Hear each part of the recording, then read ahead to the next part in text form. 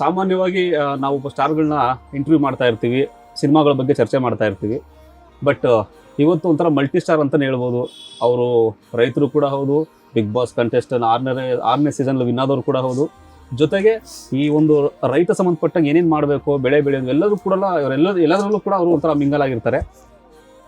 ಮತ್ತಾರು ಅಲ್ಲ, ಈಗ ಇಂಡಸ್ಟ್ರಿಗೆ ಹೀರೋ ಆಗಿ ಕೂಡ ವೆಲ್ಕಮ್ ಮಾಡ್ತಾ ಇದ್ದೀವಿ ನಾವು ಅವ್ರನ್ನ. ಅವ್ರು ಎಂಟ್ರಿ ಕೊಡ್ತಾ ಇದ್ದಾರೆ. ಅವರು ಮತ್ತಾರು ಇಲ್ಲ, ಈಗ ನಾವು ಅವ್ರನ್ನ ಕರಿಬೇಕಾಗಿರೋದು ಮೆಹಬೂಬಾ ಶಶಿ ಅಂತ.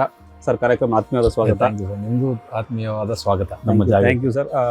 ಸಾಕಷ್ಟು ಸೌಂಡ್ ಮಾಡ್ತಾ ಇದೆ ಇಂಡಸ್ಟ್ರಿನಲ್ಲಿ ಮೆಹಬೂಬಾ ಅನ್ನೋದು, ಸಾಂಗಿಂದ ಆಗಿರ್ಬೋದು, ಟ್ರೈಲರಿಂದ ಆಗಿರ್ಬೋದು, ಮೇಕಿಂಗ್ ವೈಸ್ ಕೂಡ. ಮೊದಲನೇದಾಗಿ ಏನು ಹೇಳಕ್ ಬಯಸ್ತೀರಾ ಮೆಹಬೂಬಾ ಅಂದ ತಕ್ಷಣ? ಮೆಹಬೂಬಾ ಅಂದಿದ ತಕ್ಷಣ ನಾನು ಹೇಳಕ್ಕೆ ಬಯಸೋದು, Mehbooba is a beautiful love story. ಪ್ರತಿಯೊಬ್ಬರು ತಮ್ಮ ಜೀವನದಲ್ಲಿ ಒಂದು ಫಸ್ಟ್ ಲವ್ ಅನ್ನೋದಾಗಿರುತ್ತಲ್ಲ, ಆ ಲವ್ನ ನೆನಪು ಮಾಡೋ ಅಂಥ ಒಂದು ಲವ್ ಸ್ಟೋರಿ ಮೆಹಬೂಬಾ ಆಗಿರುತ್ತೆ. ನಾವು ಪ್ರೀತಿ ಪಾತ್ರನ ಲವ್ ಮಾಡಿರ್ತೀವಿ, ಮದುವೆ ಮಾಡ್ಕೊಂಡ್ವೋ ಇಲ್ವೋ ಅನ್ನೋ ಒಂದು ಯಾವ ಸ್ಟೇಜ್ ಆಫ್ ಲವ್ ಆಗಿದ್ರು ನಿಮಗೆ ನಿಮ್ಮ ಫಸ್ಟ್ ಲವ್ನ ಜ್ಞಾಪಕ ಮಾಡೋ ಅಂಥ ಸಿನಿಮಾ ಮೆಹಬೂಬ್.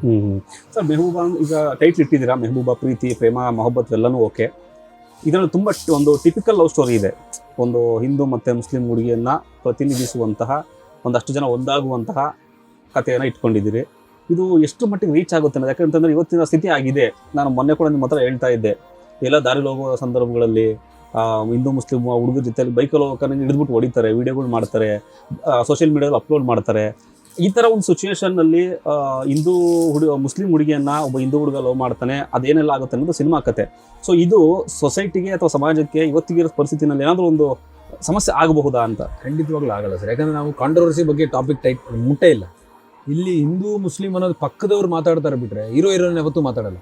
ನಮಗೆ ಸಮಸ್ಯೆ ಅನ್ನೋದು ಉಂಟಾಗೋದು ಅವ್ರ ಪ್ರೀತಿಯಲ್ಲೇನೋ ಗೊಂದಲಗಳಿದ್ದಾಗ, ಆ ಪ್ರೀತಿಯಲ್ಲೇನೋ ಸ್ಕ್ಯಾಮ್ ಇದ್ದಾಗ, ಆ ಪ್ರೀತಿಯಲ್ಲೇನೋ ಕುತಂತ್ರ ಇದ್ದಾಗ, ಅದು ಸ್ವಚ್ಛವಾಗಿರೋ ಪ್ರೀತಿ ಇರುವಾಗ, ಎಸ್ಪೆಷಲಿ ಹೀರೋಯಿನ್ ಆಚೆ ಕಡೆ ಇರೋರು ಏನಾದರೂ ಯೋಚನೆ ಮಾಡ್ಕೊಂಡ್ರೆ ಅದು ಔಟ್ಸೈಡರ್ಸೇ ಆಗ್ತಾರೆ. ಸೊ ಆ ಥರ 100% ಯಾವ ಕಾಂಟ್ರವರ್ಸಿಗಳು ಆಗಲ್ಲ ಈ ಕಥೆಯಲ್ಲೇನೋ ನಾನು ಸ್ಟ್ರಾಂಗ್ ಫೀಲಿಂಗ್.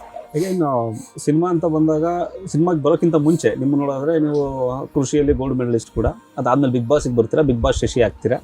ಈಗ ಅದಾದ್ಮೇಲೆ ಅಲ್ಲಿ ನಡೀತಾ ಇರುತ್ತೆ. ಸಡನ್ನಾಗಿ ಒಂದು ದಿವಸ ನಿಮ್ಗೆ ಯಾವತ್ತೋ ಸ್ಪಾರ್ಕ್ ಆಗುತ್ತೆ, ನಾನು ಸಿನಿಮಾ ಮಾಡಬೇಕು, ಹೀರೋ ಆಗಬೇಕು. ಅದು ಯಾವ ಮೂಮೆಂಟು ಅನ್ನೋದು ಸರ್? ಇಲ್ಲ, ನನಗೆ ಸಿನಿಮಾ ಬಿಗ್ ಬಾಸ್ ಗೆದ್ದ ನಂತರ ಸಾಕಷ್ಟು ಅವಕಾಶಗಳು ಬಂದರೂ ಯಾವುದು ಪೊಟೆನ್ಷಿಯಲಾಗಿ ಟರ್ನ್ ಆಗ್ತಿರ್ಲಿಲ್ಲ. ಅಂದರೆ ಕತೆಗಳು ಬಂದು ಹೇಳೋರು ನಾವು ಹೊಸಬರಾಗಿರೋದ್ರಿಂದ ನಾನು ಅನ್ಕೊಂಡೆ ಕತೆ ಬಂದು ಹೇಳಿದ ತಕ್ಷಣ ಸಿನಿಮಾ ಹೋಗ್ಬಿಡುತ್ತೆ ಅನ್ಕೊಂಡು, ಕತೆ ಹೇಳೋಕ್ಕೆ ಒಂದು ವಾರ ಜರ್ನಿ ತಗೊಂಡು ಮತ್ತೆ ಪ್ರೊಡ್ಯೂಸರ್ ಇಲ್ಲ ಅನ್ನೋದು.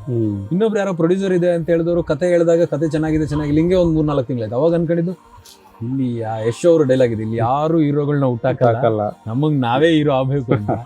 ಸೊ ಆ ಪಾಯಿಂಟಲ್ಲಿ ನಾನು ಇಲ್ಲ, ಒಂದು ಕಂಟೆಂಟ್ ಕತೆ ಎತ್ಕೊಂಬಂದು ಸಿನಿಮಾ ಮಾಡೋಣ ಅಂತ ನಮ್ಮ ಸ್ನೇಹಿತರನ್ನ ಸೇರಿಸಿ ಒಂದು 4-5 ಜನ ಸೇರಿಸಿ ಎಲ್ಲ ಒಂದು 25 ಲಕ್ಷ 30 ಲಕ್ಷ ಹಾಕಿ ಒಂದು ಸಿನಿಮಾ ಮಾಡೋಣ ಅಂತ ಶುರು ಮಾಡಿದ್ವಿ. ಸರಿ ಆಯಿತು ಅಂತ ನನ್ನ ಶೇರ್ ಆಫ್ ದುಡ್ಡನ್ನು ಹಾಕಿದೆ. ಆಕಾಶಲ್ಲಿ ಉಳಿದವರು ಹಂಗಂಗೆ ಜಂಪ್ ಹೊಡೆದ್ರು. ಸೊ ಆಗ ನನ್ನ ಜೊತೆಗೆ ಒಂದಿಬ್ಬರು ನಿಂತ್ಕೊಂಡ್ರು. ಬಟ್ ನಿಂತ್ಕೊಳ್ಳೋರು ಟೈಮ್ ಕರೆಕ್ಟಾಗಿ ದುಡ್ಡು ಕೊಡ್ತಾ ಇದ್ದಾಗ ಇದು ವರ್ಕ್ ಆಗಲ್ಲ ಅಂತೇಳಿ ಮತ್ತೆ ಕಥೆಯನ್ನು ಬದಲಾಯಿಸಿ ನಾನು ನಮ್ಮ ಸ್ನೇಹಿತರ ಹತ್ರ ಹೋದೆ, ಈ ಹಿಂದಿನ ಪ್ರೊಡಕ್ಷನ್ ಹಿಂದವ್ರ ಹತ್ರ. ಅವ್ರ ಹತ್ರ ಹೋದಾಗ ಅವರು ನನ್ನ ಹತ್ರ ನಾನು ಇಷ್ಟು ದುಡ್ಡು ಕೊಡಬಲ್ಲೆ, ಈ ದುಡ್ಡು ಇಟ್ಕೊಂಡು ತಾವು ಸಿನಿಮಾ ಮಾಡ್ಕೊಡ್ಬೇಕು ಅಂತ ಅಂದ್ಕೊಂಡ್ವಿ. ಆಯಿತು, ಅದ್ರ ಮೇಲೆ ಏನಾದರೂ ನಾನು ಹಾಕ್ತೀನಿ ಅಂತಂದು. ಸರ್ ಆಯಿತು ಅಂತ ಕತೆ ಶುರು ಮಾಡಿದ್ವಿ.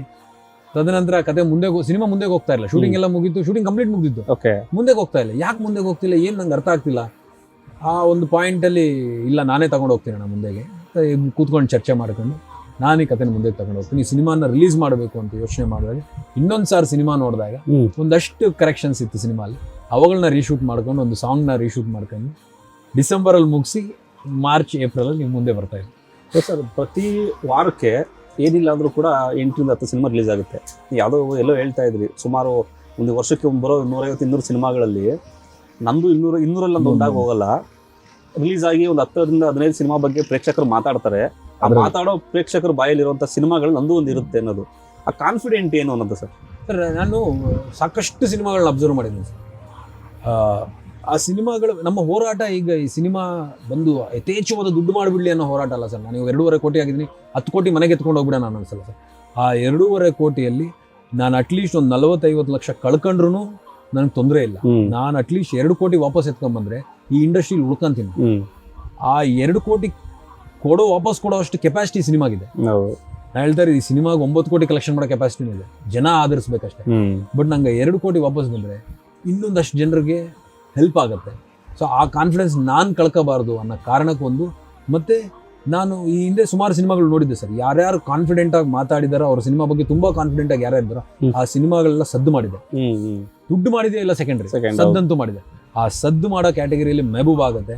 ಅದು ದುಡ್ಡು ಮಾಡಬೇಕು ಅಂತಂದಾಗ ನೀವುಗಳು ಆಡಿಯನ್ಸ್ಗಳ ಕೈ ಹಿಡಿಬೇಕು. ಅದೇ ಇವತ್ತಿನ ಪರಿಸ್ಥಿತಿ ಹಾಗಾಗಿ ನೀವು ಹೇಳಿದಾಗೆ ಸಾಕಷ್ಟು ಸಿನಿಮಾಗಳು ಬರ್ತಾ ಇರ್ತವೆ, ಗೊತ್ತಾಗಲ್ಲ, ಬರೋದು ರಿಲೀಸ್ ಆಗಿರೋದು ಗೊತ್ತಾಗಿಲ್ಲ, ಹೋಗಿರೋದು ಗೊತ್ತಾಗಿಲ್ಲ, ಯಾವತ್ತೋ ನಾವು ಟಿವಿಲಿ ನೋಡ್ತೀವಿ ಈ ಸಿನಿಮಾ ಬಂದಿತ್ತ ಅಂತ ಪ್ರಶ್ನೆ ಕಾಡುತ್ತೆ.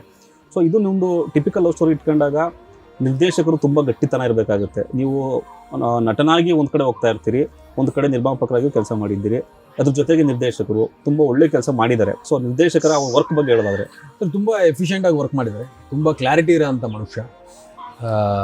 ಬಿಕಾಸ್ ನಾನು ಒಬ್ಬ ಟೆಕ್ನಿಷಿಯನ್ ಆಗಿ ಸಿನಿಮಾಲ್ಲಿ ಟ್ರಾವೆಲ್ ಮಾಡಿದ್ದೀನಿ ಸರ್. ಅಂದರೆ ಎಲ್ಲೆಲ್ಲಿ ಎಡಿಟಿಂಗ್ ಆಫೀಸಲ್ಲಿ ಕೂತಿದ್ದೀನಿ, DA ಕೂತಿದ್ದೀವಿ, ಮ್ಯೂಸಿಕಲ್ಲಿ ಕೂತಿದ್ದೀವಿ, ಎಲ್ಲ ಜಾಗಗಳಲ್ಲಿ ನಾವು ಕೂತಿರೋದ್ರಿಂದ ನಾವು ಒಂದು ತಂಡ ಥರ ವರ್ಕ್ ಮಾಡಿದ್ವಿ ಸರ್. ಒಂದು ಓಪನ್ ಡಿಸ್ಕಷನ್ ಆಗ್ತಿದೆ, ಇದು ಸರಿ ಇಲ್ಲ, ಒಂದು ವಿಚಾರ ನೋಡಿಬಿಟ್ಟು ನಿಮ್ಗೇನು ಅನ್ನಿಸ್ತು ನೀವು ಹೇಳಿ, ನನಗೇನು ಅನ್ನಿಸ್ತು ನಾವು ಹೇಳಿ, ಇವೆಲ್ಲ ಕಲೆಕ್ಟಿವ್ ಡಿಸಿಷನಲ್ಲಿ ಹೋಗಿರೋದು.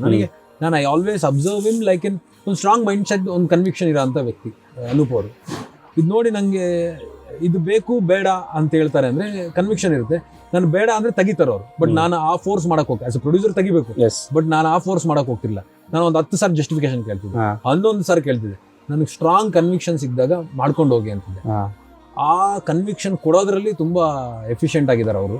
ಆ್ಯಂಡ್ ಕ್ಲಾರಿಟಿ ಇದೆ ಸರ್ ಮನುಷ್ಯನಿಗೆ, ನಾವು ಏನು ಮಾಡ್ತಾ ಇದೀವಿ ಅನ್ನೋ ಅದ್ಭುತವಾದ ಕ್ಲಾರಿಟಿ ಇರೋ ಅಂಥ ಡೈರೆಕ್ಟರ್ ಅನೂಪ್ ಸರ್.